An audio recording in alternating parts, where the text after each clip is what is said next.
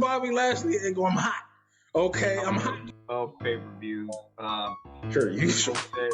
Hold on. I will say the big picture up here, man. I'll tell you why you're wrong. So go ahead. Oh. Off the hell, man. What can I say? He's awesome. Match was wrong. So, Right. a different route, but that's the route I see them going. It is. Welcome to the Big Belt Theory. I am your host, Maul. I'm Kurt. Well, we will be talking about our theories on who's going to be the WWE pay-per-view scene and any rivalries that spark our interest. Today, we're going to be talking about if Apollo Crews got the potential to be the Universal Champion. But first, we're going to start with, is Chad or Otis getting the push? What you think? Personally, me, I just can't get behind heel Otis. He a goofy. He did the worm or the caterpillar. He can't come off to me as an evil villain guy now. Like, okay, he big, he landed on top of her. Can we talk about how short Otis really is? Like, Otis is a regular sized man. He's just big. Like, they have him facing Rey Mysterio and his manager is Chad Gable. Has he looked really any bigger than those two that I just mentioned? That is a regular size. I don't know why they're even doing that. I actually feel like the push is better for Gable. His in-ring technique is great.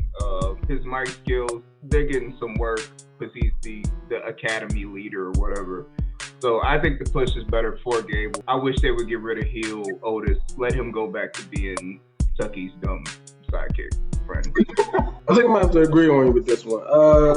I would rather be Chad than Otis because personally I thought that was supposed to be the angle for Kurt Angle. The heir to the Kurt Angle mantle, I figured Chad Gable was the perfect fit before they gave it to Justin Jordan. He even built like him. He didn't win no Olympic gold medal, but he had the amateur wrestling aspect of it, and his in-ring work is phenomenal. So I figured he would be the best choice, but they just never did. They just never did it for him. Now I'm seeing him all of a sudden with Otis, and I think this could be that push because I think Chad Gable could pick up Otis, and if he could showcase him picking up Otis, that would solidify his strength. Kurt Angle picking up Big Show, the little dudes doing big things, they go far if you get Vince McMahon's attention. So I think they're pushing Chad Gable under the whole Otis is a big guy heel thing. Next thing we're going to be talking about is, can Apollo Crews be the Universal Champ? Now, that was a question you would have never asked yourself ever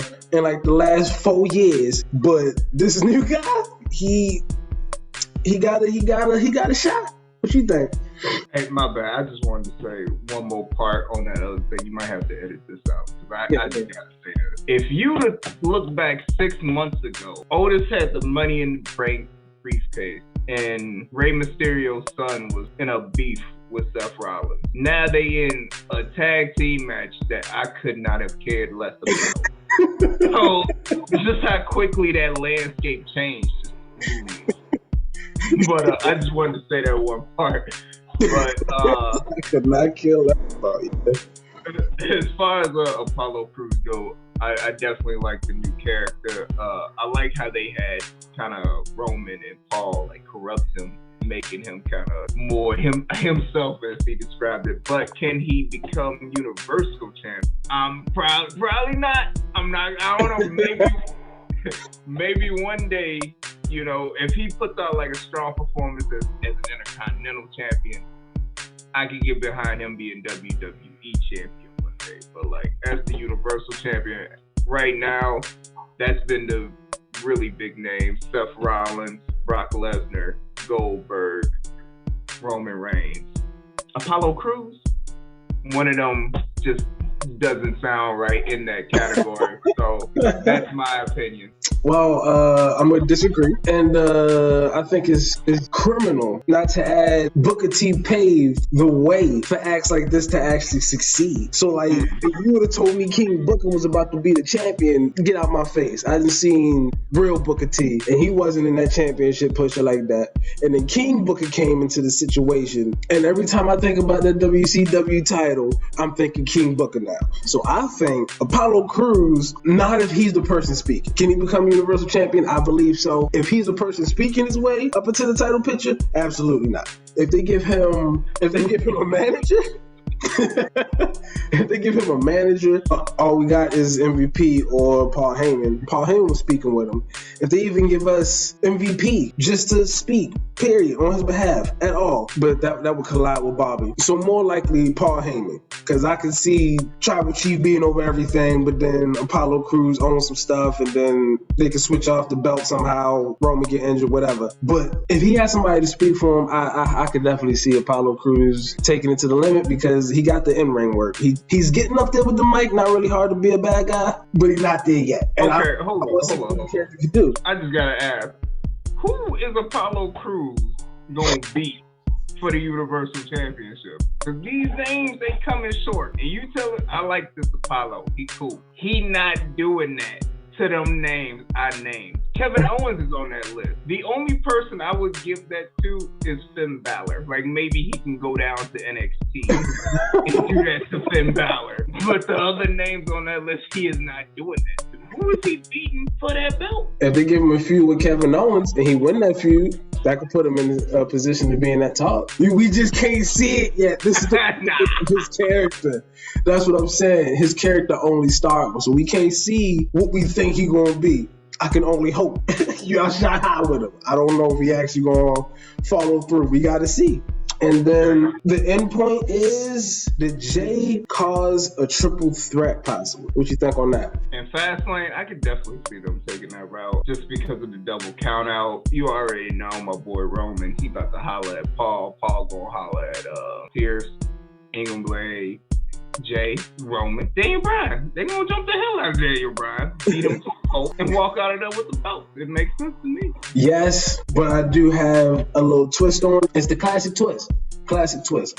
Of course, they're gonna go into the triple threat. I personally think that triple threat gonna lead to something else. I think that triple threat could turn Jey Uso a little bigger. Can I switch him over from being the jobber of the main event scene? We all know Jay not gonna win that. If he wins, people won't get on the internet and just start ranting about how that was a bad and terrible move. He's not going to win. He's going to take the pin. Jobber Jay. But he going to make it interesting. Because just him fighting Daniel Bryan out of the ring for that long, that told us that he could fight. That's all that really did. Because main event Uso's been taking main event losses back to back to back to back to back to back.